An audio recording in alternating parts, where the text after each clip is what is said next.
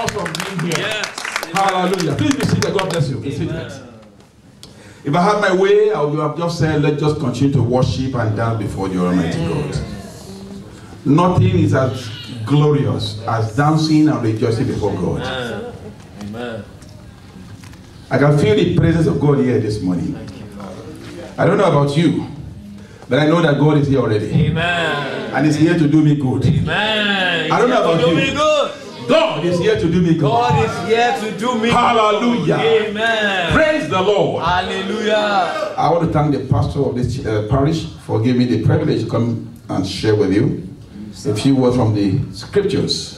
And I know the Almighty God will help us in Jesus' mighty name. Amen. I bring you greetings from Abuja, from Nigeria, from the brethren there. Amen. It is well with us. Come on. Amen. I say it is well with us. Amen. I say it is well with us. Amen. And I decree it is well with you also. Amen. Hallelujah. Amen. Amen. When I was asking the Almighty God what I should share with you, and the Lord gave me a topic. And He says, the siege is over. Yeah. That was the topic God gave to me. I don't know why. If I tell you I know why, I will be deceiving you. But believe it, that was what God dropped into my heart. Hallelujah. I should tell you that the siege is over. Amen. If you believe it, say better amen. Amen. Yes, Lord. Do you know the greatest weapon in the hands of the enemy? Our adversary, the devil. The greatest weapon in his hands is to make you feel that the problem is insurmountable. Wow. Is to make you feel that there's no way of escape. Is to make you feel that how am I sure that this can be done? The enemy makes you to see more of his strength than the sovereignty of God. The adversary makes you to see more of the storm than the sovereign power of God to still the storm. Amen. That's a very dangerous weapon. And so many children of God are falling prey and being victimized by the enemy using this weapon on them. But the Lord says to tell you that the siege is over. Amen. Whatever the enemy has packaged, whatever you are going through, the Lord says to tell you that the siege is over. Amen. Hey, whatever this church is going through, the Lord says to tell you the siege is what? Over. If you believe it, say better amen. Amen. The devil is a liar. Amen. If you look at Luke chapter 1, verse 37, a very familiar verse, but it's a very, very, very powerful verse. The Bible says, but with God, nothing shall be impossible. Hallelujah. Amen. So that situation where you are now, the Lord says I should tell you, it is not impossible with God. Amen. Because God is the one who can reverse the irreversible. Amen. He's greater than the greatest. Yes. He's wiser than the wisest. That's right. He's higher than the highest. Yes, sir. He's stronger than the strongest. Amen. He's holier than the holiest. Woo! What is that issue? What is that challenge that can stand before the Almighty God? Right. Amen. No wonder the Bible says in Psalm 30 verse 5b, the Bible says, weeping may endure for the night, but joy, dancing, celebration, cometh in the morning. Amen. I prophesy into your life that as you have danced and rejoiced before God this morning, rejoicing and celebration will not stop in your heart. Hey, I tell you, will celebrate all the days of your life in the name of Jesus. God, who is your Almighty God, He will keep sorrow far away from you. Amen. He will keep sorrow far away from your children. Amen. In the mighty name of Jesus. So shall it be in Jesus' mighty name. Amen. I keep to time. I'm a man under authority. When you give me 30 minutes, I keep to it. Now, what is a siege? A siege is like the storm of life.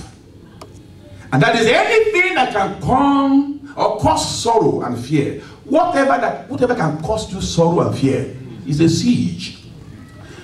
Hey, stagnation is a siege. Yes, yes. Barrenness is a siege. Yes. Unemployment is a siege. Yes, sir. Health challenge is a siege. Disappointment is a siege. Hallelujah. Amen. Whatever is the source of siege in this church, in your life, in the name is above every other name. Yes. I terminate them in the name of Jesus. Amen. From this morning, from this day, you will begin to walk in divine authority. Amen. Oh, last week the pastor said, that was what he said. He said, from now on. Hey, Lua. And I decree that from now on, Yes. every siege that has stagnated you, you will see them no more. Amen. I said you will see them no more. In the name of Jesus. Thank you, Lord.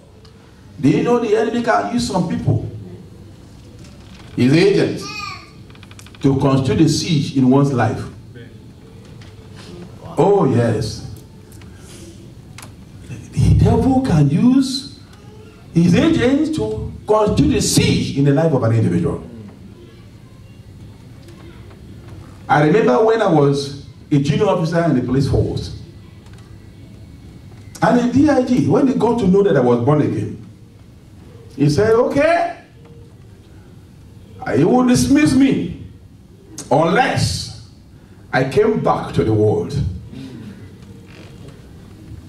He called my wife, he threatened my wife, speak to your husband. Why was he doing so? Because while I was in the world, I was the one organizing his girlfriends for him. So when I gave my life to Christ, he felt, look, this man must not be allowed to go. Yeah. And it became a siege in my career. I was in Benue. I mean, I was in Benue then. I was in Makode, where nobody wanted to go. And he said, he will leave me there in Benue, and that before the end of the year, he was going to retire me. Why? Because I gave my life to Christ. And I told my wife, I can never go back to my vomit. Hallelujah. Amen. It is forward ever and backward never. Yes, sir. Amen. And before he had the opportunity to implement and execute his devilish plan, God released an east wind Come on now. that blew across the force. Come on now. Woo! And God swept him and others away. Yes, sir. And when they had been swept away, God promoted me. Come on. The Lord will promote you in the name of Jesus. I think the Lord will promote you in the name of Jesus. Whatever is constituting a source of siege in your life, Yes. the ancient of days, who myself, in the name that's above every other name, the Lord will terminate him now in Jesus' mighty name. And you know what? Sometimes God allows those siege temporarily for his name to be glorified. Oh, thank you, Jesus. So whatever you are going through now, God allowed it because he knows at the end of the day, his name is going to be glorified. Amen. So in that situation where you are, God's name is going to be glorified. Amen. Hey, in the situation where this church is now, the name of the Almighty God will be glorified. Amen. If you believe it, say better amen. Amen. Let's go to the book of 1 Samuel. We're going to take only two characters in the Bible and we're going to pray. Come on. Yes, sir. Yes, sir. Hallelujah. We're going to look at the life of Anna and Job. And we are going to pray. Oh, Glory to God. Amen. 1 Samuel chapter 1, I'll take from verse 1 to 2. I'll take verse 6 to 7, 9 to 11. And then verse 20. I read. Now there was a certain man of Ramathaim, Zophim, of the mountains of Ephraim, and his name was Elkanah, the son of Jeriam, the son of Eliu, the son of Tohu, the son of Zoph, an Ephraimite. And he had 2 wives. The name of one was Hannah, and the name of the other Peninnah. Peninnah had children, but Hannah had no children. I go to verse 6. And her rival also provoked her severely to make her miserable, because the Lord had closed her womb. So it was, year by year, when she went up to the house of the Lord, that she provoked her. Therefore she wept and did not eat. I take verse 9. So Hannah arose after they had finished eating and drinking in Shiloh. Now Eli, the priest, was sitting on the seat by the doorpost of the tabernacle of the Lord. And she was in bitterness of soul and prayed to the Lord and wept in anguish. Whatever is causing you sorrow, anything you remember, you begin to grieve. Whatever the enemy has put in your life, when you remember, you begin to sorrow. In the name that's above every other name, the God of Abraham, the God of Isaac, and the God of Jacob, beginning from today, Yes. God will silence them in Jesus' name. And here was Hannah. Her rival was making jest of her. I don't know how many people are making jest of you. Say, look at this one. And he thinks he can make it. Look at this one. Where is he going? As many as are saying in their heart that you will not make it, the Almighty God will silence them in Jesus' mighty name. Yes. Amen. You know what God did? Look at verse 2, chapter 2, verse 21. After God had blessed Hannah with Samuel, the Bible says, and the Lord visited Hannah, so that she conceived and bore 3 sons and 2 daughters. Meanwhile, the child Samuel grew before the Lord. Hallelujah. God will remember you this morning. Amen. I say, God will remember you this morning. Amen. I say unto myself, the Almighty God will remember me this morning. Yes. I say to myself, the Almighty will remember me this morning. I used to like this song. Remember me, O Lord. Yes. Remember me, O Lord. Remember me, O Lord. Today. Remember me, O Lord. Remember me, O Lord. Remember me, O Lord. I could imagine Anna singing that song before the Ancient of Days. That's right. That's right. My mother had the same experience. I'm from a polygamous home.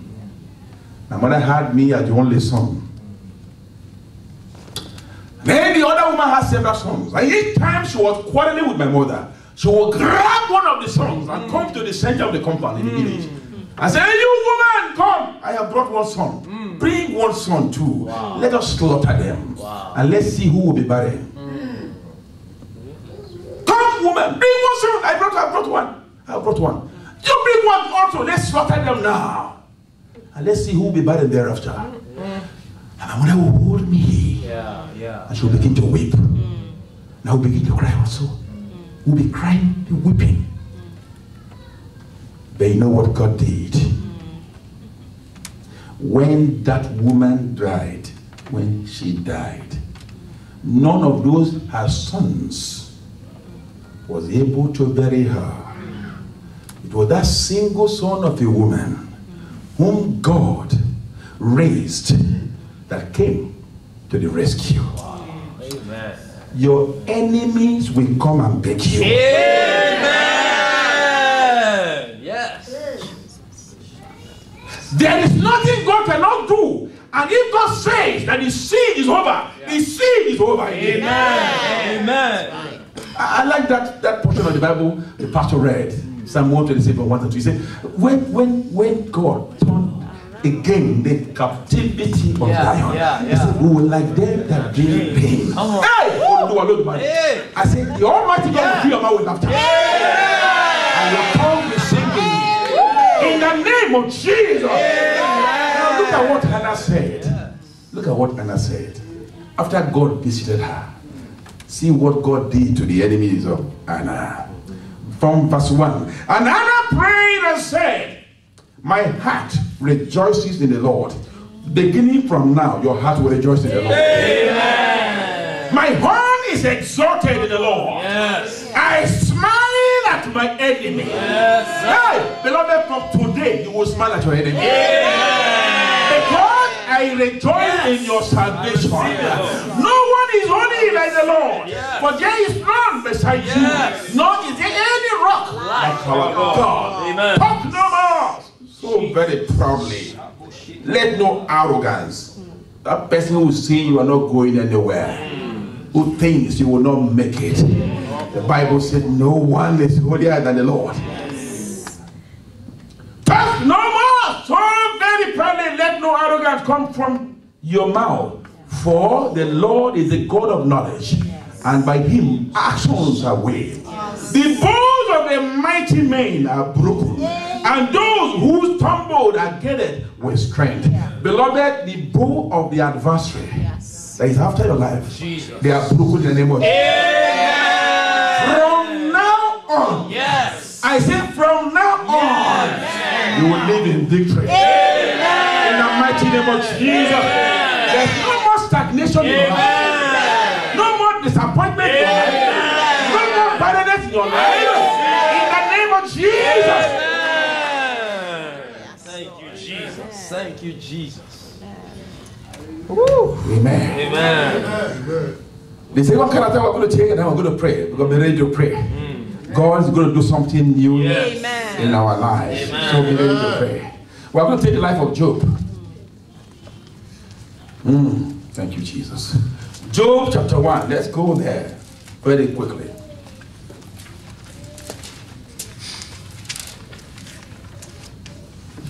If you are there, say hallelujah. Hallelujah. Hallelujah. Amen.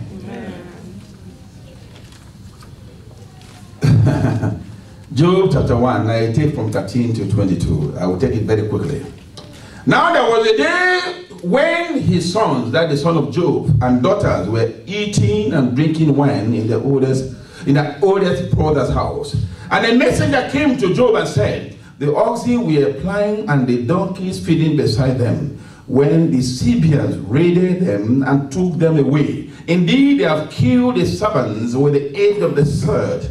And I alone have escaped to tell you. While he was still speaking, another also came and said, the fire of God fell from heaven and burnt up the sheep and the servants and consumed them. And I alone have escaped to tell you. While he was still speaking, another also came and said, the chargers formed 3 bands, raided the camels, and took them away. Yes, and killed the servants with the edge of the sword. And I alone have escaped to tell you. While he was still speaking, another also came and said, your sons and daughters were eating and drinking wine in their oldest brother's house. And suddenly a great wind came from across the wilderness and struck the 4 corners of the house, and it fell on the young people, and they are dead. And I alone have escaped to tell you. Then Job arose, tore his robe, and shaved his head, and he fell to the ground and worshipped. And he said, naked I came from a mother's womb, and naked shall I return there. The Lord gave, and the Lord has taken away. Blessed be the name of the Lord. Hallelujah. In all this, Job did not sin nor charge God with wrong.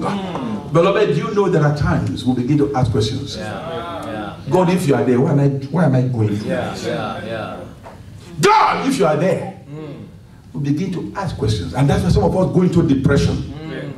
we're not able to see the strength of God in that situation, we just give up. The devil tells you, no way out anymore. It's all over. In fact, to compound Job's problem, in chapter 2, verse 9, the wife came and said, excuse me, sir. Excuse me, sir. And the wife was the last hope he had. Are you still honoring this God? Why don't you curse God and do what? And die. But I thank God. Job said in Job 19:25, I know my Redeemer. Hallelujah. I know my Redeemer liveth. Beloved, if Job knew, if God opened his eye to see the chapter 14, verse 12 to 13 of his life, he would not have said what he said in chapter 3. Because in chapter 3 he was asking God questions. He did not know what happened in chapter 1, where God was having a discussion with the devil. And Job did not know what was going to be in chapter 42, verse 12 to 13 of it. Like, he never knew.